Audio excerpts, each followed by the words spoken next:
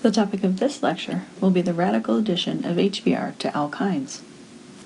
Again, the mechanism is very similar to the radical addition of HBr to alkenes, except that we have two pi bonds and therefore can add two equivalents of HBr per alkyne. First, we will start by adding one equivalent of HBr to an alkyne. In this reaction, we get a mixture of two products, cis and trans isomers, or more appropriately, E and Z isomers. We can better understand how these products are formed by looking at the mechanism. This is a free radical mechanism, and so initiation involves the peroxide forming the initial radicals. In the first step, the peroxide bond splits homolytically to give two oxygen radicals. The oxygen radicals then abstract to hydrogen from the HBr.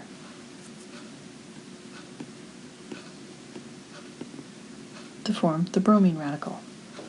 The bromine radical then interacts with the pi bond of the alkyne. This can occur in two ways, forming two different intermediate radicals. Remember that the radical will interact with the weakest bond in the substrate. In the case of free radical addition of halogens to alkanes, the weakest bonds were the bonds between carbon and hydrogen. But whenever there is a pi bond between carbons, this is the weakest bond, and this is the bond that will react with the radical. This can occur in two ways. The pi bond will split homolytically. One of the electrons will go to form a bond to bromine, and one will go to form a radical on a carbon. The radical can form on either carbon of the alkyne. The radical can form on the left carbon of the alkyne, the more substituted carbon in this case, and the carbon on the right, the less substituted carbon, can form the bond to bromine. This can form the cis or trans isomers of the radical intermediate. Alternately, the pi bond can split to form the radical on the right carbon, the less substituted carbon of the triple bond,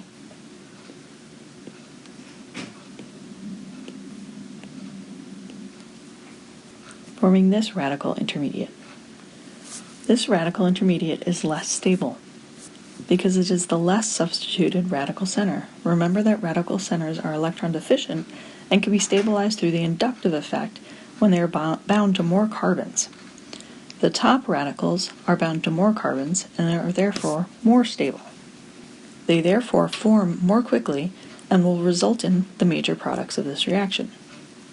In the last step of this mechanism, the carbon radical abstracts a hydrogen from another molecule of HBr. This produces the final product, as well as another bromine radical that can go on to react again.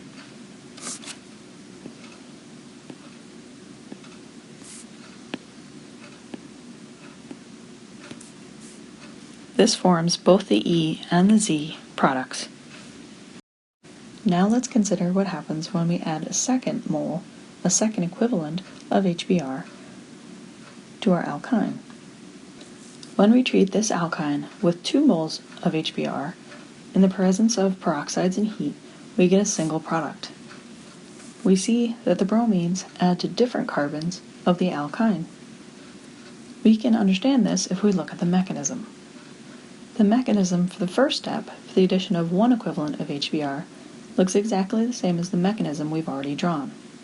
The addition of one equivalent of HBr gives us this product, both the E and Z isomers. The addition of the second equivalent of HBr occurs in a similar fashion to the first step. The bromine radical can interact with the alkene in 2 different ways to form 2 different radical intermediates.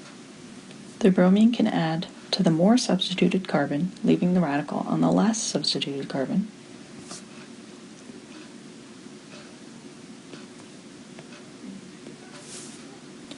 Or the reverse can happen. The bond to bromine can form on the less substituted carbon, and the radical on the more substituted carbon, to form this radical intermediate. Typically, the more substituted radical is more stable due to the inductive effect. Carbons have more electron density to donate towards the electron-deficient radical center. However, in this case, the top radical intermediate has resonance. Therefore, the top radical intermediate is more stable forms more quickly and leads to the major product. In the final step of this free radical mechanism, the carbon radical interacts with another molecule of HBr to form the product.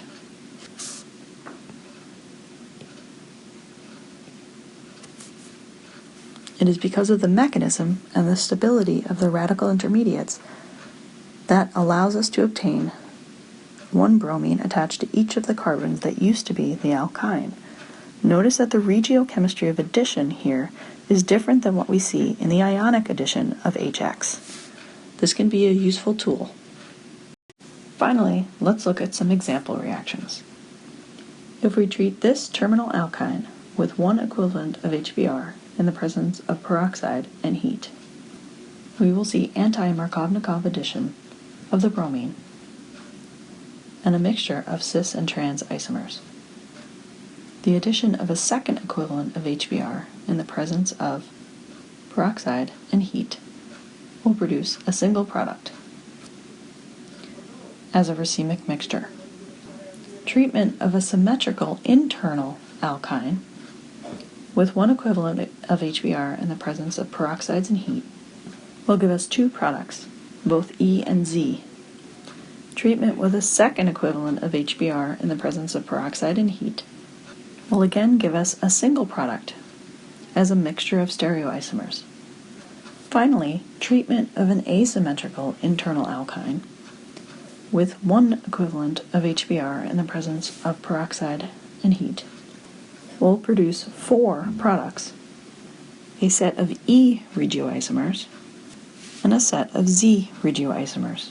This occurs because we can have E and Z, and we can have addition of bromine to the left carbon of the alkyne or the right carbon. Treatment of this mixture with a second equivalent of HBr in the presence of peroxide and heat again gives us a single product as a mixture of stereoisomers.